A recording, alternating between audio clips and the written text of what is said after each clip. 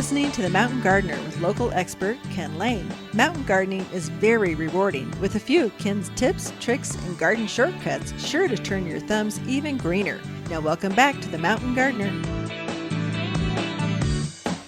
All right, back with Lisa Waters Lane. We come and learn so much from this segment, her segment.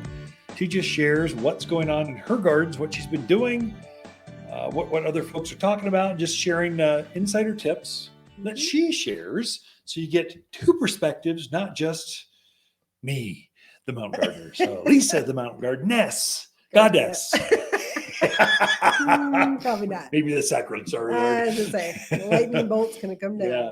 So anyway, welcome back to the studio. Thank you. What do you got for us this week? What are you thinking? Well, so we did have our first frost. Yep. So I went through our yard and I pulled out our tomato plants. Yeah, it was so sad. Pumpkins, so sad. Yeah. Yeah, pumpkin. I pulled out Peppers. the zinnias, Yeah. the peppers, the sweet potato vine, all those things that were looking so pretty just finally went, yeah, we're cold. If it gets below 40, really, 45, they're going, I'm not happy. Right. So they like it to be 100, not towards freezing, especially So cold and snow. Right. So we have all these empty pots, which is kind of sad because you're still out there, even though it's fall, It's not sad. winter. It's happy to refresh and Well, redecorate. But you hate to look, you've had all these beautiful pots going and now they're empty. So it's time to fill them with some stuff that can take our cold. Decorate with corn stalks and what's Thanksgiving kind of stuff. Thanksgiving Or stuff. I see you're pulling out some flowers. I did. So we got a new shipment of pansies and violas in. So I wanted to bring that I thought a little more unusual color. So this one is Ultima Radiance Red. Yeah, it's pretty. So this is a pansy. I really like that color. So it's a yellow inside with a red outside. So it's a two-tone. Just really unusual color than you normally just see in your pan. You usually see the yellows, the blues, but I just thought this one was so pretty and so different. It's a new, it says this is a pansy or viola. This one is a pansy, even though it's got a smaller head. It's got a lot of heads. Probably has, I don't know, 20 flowers on there. One little 6-pack, lots of flowers. Lots of flowers. So I just like the color. Really pretty to put with your put an evergreen shrub in there and put those around it. Good idea. It'd just be really pretty. Alberta spruce, little tiny Christmas tree looking thing with these skirting around it. You'd have winter long color. You gotta convince people. I know. They don't believe, so just share. They lost all their flowers to the cold and they're going, I'm going to plant these. I'm going to lose these too. The answer is no, you're not. These love the cold. They love the cold. Yeah. So pansies and violas take our cold temperature. They can take snow sitting right on them and then be beautiful the next day when the snow melts off. Yeah. So it's definitely one you can plant now. It goes all the way through the season up until May-ish. Usually they don't like the heat so much. Yeah. But I've had them go all the way through May too. We actually have some coming back that were more protected back in the back. Yeah.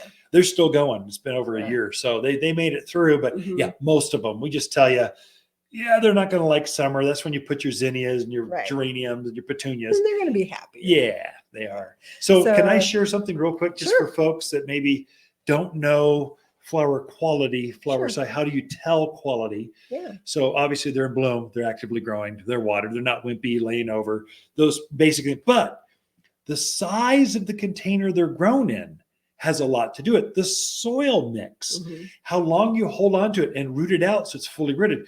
We're growing in 6-pack, but a 6-pack is not just a 6-pack. Now, for those that your grandparents always said, I only plant 6-packs. I want lots of them and they'll grow.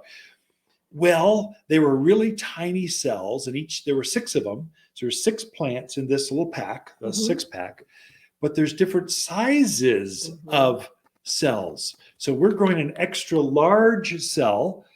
So the roots are larger, more established. This is critical for things that are cooler, or you're going into real extreme heat or real cold. The plants that have a bigger root actually perform better and grow better, get stronger, get fuller, have more flowers faster. Vegetables that have bigger roots, they're going to produce stronger, faster, longer Right. for you, especially when you have the temperature swings. It's the summer and the winter where they perform far better. So your 6-packs here at Waters Garden Center are better quality. That's what we're noted for. We're going, 6-pack's a 6-pack. That is not true. Well, they're cheaper over there. Well, yeah, it's because there's different qualities. So, so you got to know what you're planting, especially this time of year if you want success.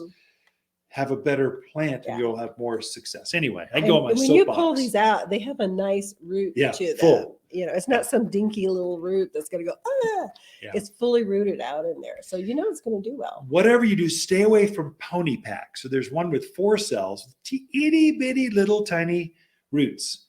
Those don't grow here. They're terrible. Yeah, I know you gardeners said, I planted one and it took me 3 months to get it to finally bloom. Right. But if you'd gone with a bigger 6-pack, it would have taken you 2 weeks and it would have been glorious. But anyway, so there's different qualities, and the size of the root is the start of the soil is the start of the quality of the plant. Right. Anyway, go back to you. I'm done. I'm done. Well, I'll show you. So this one's viola. This is a viola. I brought this one in too. There again, because of the color, it's kind of like a real soft denim blue color. Very, very pretty. To describe it. Yeah. So I thought it was very pretty. We also have the Johnny Jump Up ones, which are usually the 2-tone, the purple and yellow, orange and purple, white and purple. Those are really pretty too. But this is an unusual color. So we should show folks for the vlogs, if you tune in online where you're watching this, I don't know if I can get those in the camera. So the pansy's a little bit bigger flower. Yeah. That one, a little bit bigger flower, probably twice the size, 3 times the size of a viola. But a viola actually has more flowers. It makes up. And they're better at reseeding. So they'll come up other places. Right. They'll just seed themselves so well. So violas, or your grandparents called them Johnny Jump Ups, because they would just jump up out other parts of the yard. I don't know why they called them Johnny. We should research that. That's a good question. Plant trivia. I would call them Joan Jump Up or something else. I'll have to research that. Peter Pansy. I don't know. We're getting crazy. What's funny is because I pulled all the tomatoes out, like we were saying, and underneath all those tomatoes, there were some little violas. Oh, really? They'd reseeded ones. from the pots last winter. Yeah, really? That's amazing. They were just kind of hanging out there in the summertime, and now they're like, oh, yeah, I can do this. I can see the sun. I will bloom more for you. You should mention, too, since you're doing flowers, what are some vegetables that are cool season, snow-loving vegetables that people can put edibles? Most of those are your leafy. So your kale, cabbage, those kind of things. Your lettuces do really, really well. And you can start harvesting almost right away from those guys. Yeah, they grow so fast. With this kind of weather, they grow so fast. Yeah, so the more you harvest on them, the more they're going to grow. Yeah. So you get a lot of your herbs. You can still put herbs in. Sage, parsley, rosemary, thyme. Lavenders, you betcha. So you can put those things in now. Everybody goes, and grow them in the window in a kitchen. I'm like, you can put them outside. They'll be fine. Yeah. So you can definitely. In a container, just under that overhang by your front door, sunny southern exposure, they're going to grow like crazy. They'll be a weed. Right. They'll love that cold night, bright days. They'll produce really well. That's folks from the desert areas. They don't realize how to deal with 4 seasons. Right. So yes, you lost some plants. I don't know if you saw the basil vaporization. I mean, just instant gone. Yeah. But now you can do it. Now the sages look amazing. The mint looks really amazing. So. And the other thing is, you can plant. Maybe you put some edible kale in. Put some violas and pansies around it too. You can actually eat your pansies and violas. A little salad with some color in there. Yeah, it seems wrong. Eating flowers. You can do it. My head has a hard time wrapping around eating flowers. I know. Sniffing, smelling, touching. But they're really pretty when you put them in your salad or put them as a little garnish. Garnish, that's a good idea. I can do garnish. You can do garnish. I mean, everything tastes better with ranch dressing. Let's face it. So. Definitely. So I'm basically saying, don't be afraid to mix a little bit of color in there with your winter veggies. Yeah, really nice.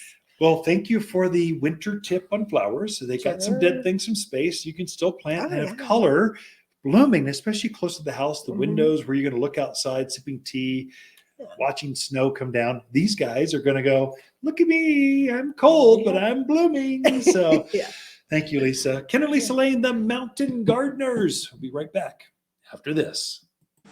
Water's companion plants that grow well together are blaze maple, burning bush, spicy mums, glamour kale, and red wall creeper.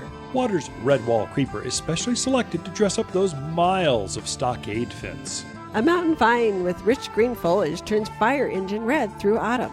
Water's native vines are just $49 and both deer and rabbit proof. You'll find the showiest vines here at Water's Garden Center. Google, give me directions to Water's Garden Center. We believe your garden should be natural, safe, and organic. At Waters Garden Center, If you enjoy this show and would like to hear more, please subscribe to The Mountain Gardener, wherever you like to listen to podcasts.